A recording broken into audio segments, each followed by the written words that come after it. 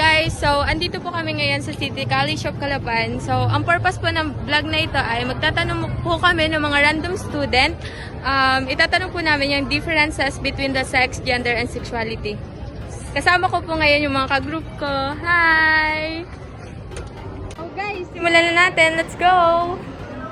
Ay, ito si ate. Pwede natin siya interviewin. Hello po! Good afternoon po! Hello po, good afternoon po. Pwede ko po ba kayong ma-interview? About po sa yung perception nyo po about dun sa differences between sex, gender, and sexuality po. Ano pong masasabi nyo?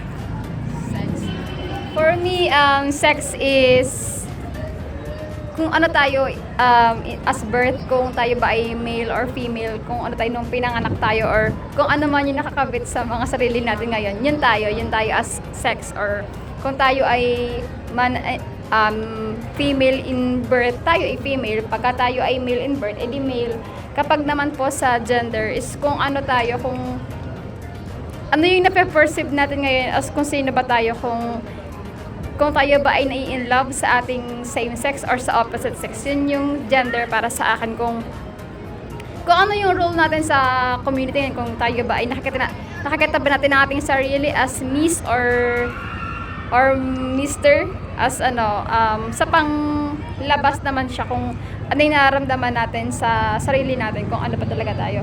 Well, sa sexuality naman is kung paano natin i-express yung ating sarili, kung tayo ba is man or woman.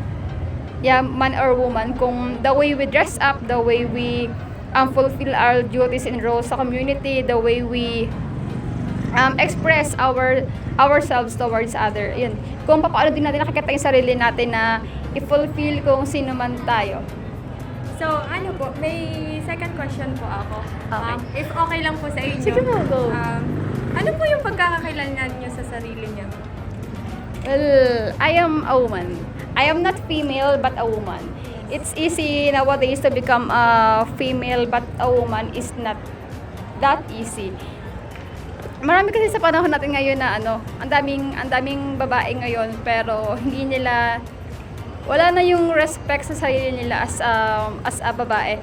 Pero ako, I see myself as a woman na kailangan ko i-respect yung sarili ko, the way I dress up, the way I express myself, kasi wala namang gagawa nun para sa akin eh. So, the respect should be start within me before pa siya manggaling sa iba. Meron po ba kayong masasabi about dun sa mga taong hindi nila kayang ilabas kung sino talaga sila? Ano po yung mga masasabi nyo? Sino pa ba yung paano makikilala yung sarili mo kung hindi mo siya i-express sa iba? Kasi kung ano man yung sabihin ng iba towards sa'yo, ikaw lang din yung makakapag-filter nun kung paano mo siya ipe-perceive, kung paano mo iisipin yung mga sinabi ng iba tungkol sa'yo. Ang kailangan mo lang naman gawin is kung anong tingin mo sa sarili mo para ma-express mo yung sarili mo fully. Wala ka na dapat pakialam sa sasabihin ng iba. Kasi ikaw na yun sarili mo lang yun. Ikaw lang yung responsible para sa sarili mo. Wow, thank you po! Thank you po. So, dito naman tayo. Tara, guys! Hello po! Hello. Pwede po ba namin kayo ma-interview? Sige po. Ano po ang pagkakaiba ng sex, gender, and sexuality? Sa akin po is pag 7 gender ay kung ano yung role mo sa society. At kapag naman sex ay kung anong inborn ka pinanganak. Like for example, ako lalaki ako pinanganak. Kapag naman sa sexuality naman ay kung ano yung napaperceive ko. And katulad po ng LGBT, yun, ang sexuality. May isa pa po akong question. Ano po yung pagkakakilanlan niyo sa inyong sarili? Well, pagkakakalanlan ko sa sarili ko ay ako ay na-attract sa same sex, sa same gender. And I think part ako ng LGBT.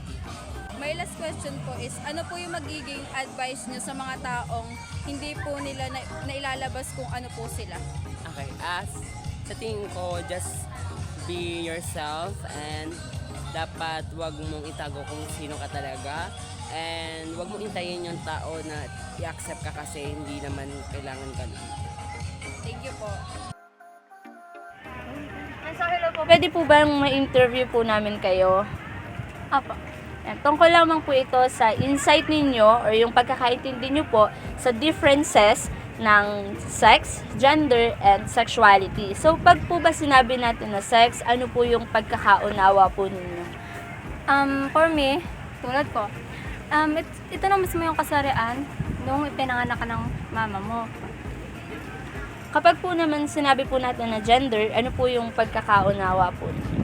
Ito na mismo yung nag-highly influence from others kung ano yung na-express mo. Express.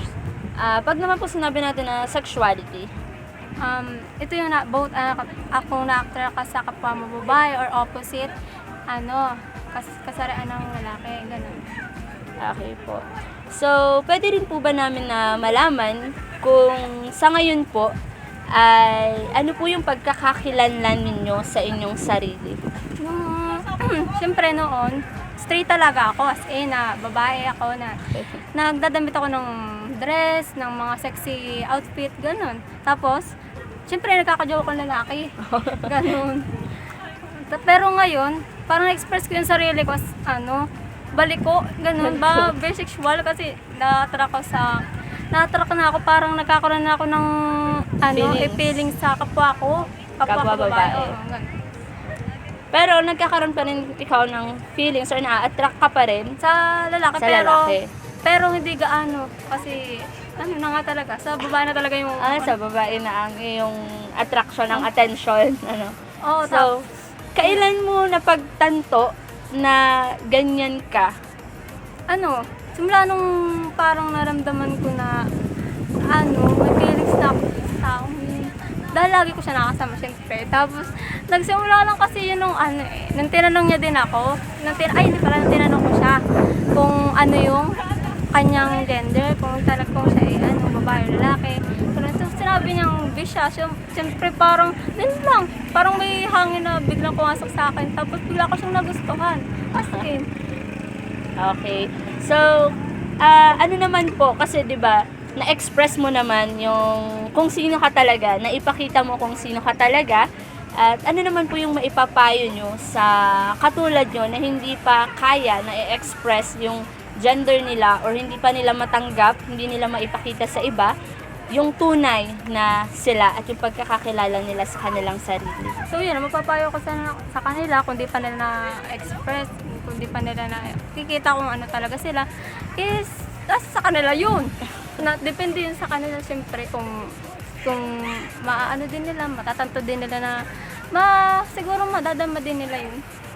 Acceptance daw. Oo, ganun. Acceptance na.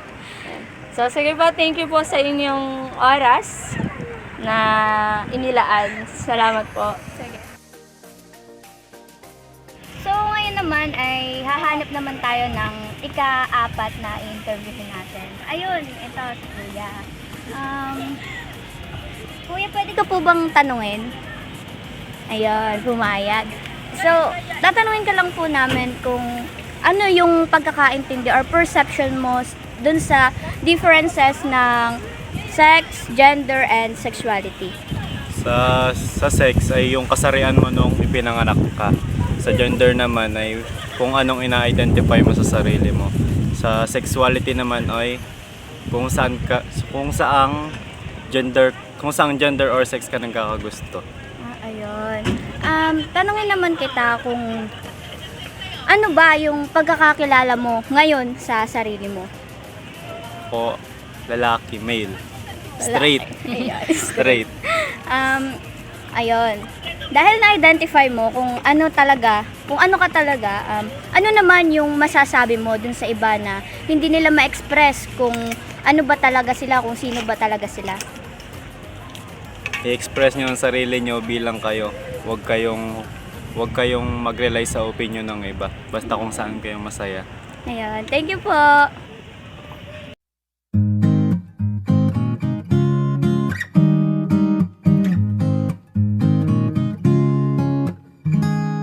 I'm sure you've heard the news. Gender, sex, and sexuality are not the same thing. Let's dive in and clear things up. Alright, let's start with sex. This is all about biology, male, female, and intersex. It's what you're assigned at birth based on physical attributes. Next up, gender. Gender is more about how you feel and identify inside. Think of it like this. Sex is what's between your legs and gender is what's between your ears. You can be a boy, girl, both, neither, or anywhere in between. Now, sexuality.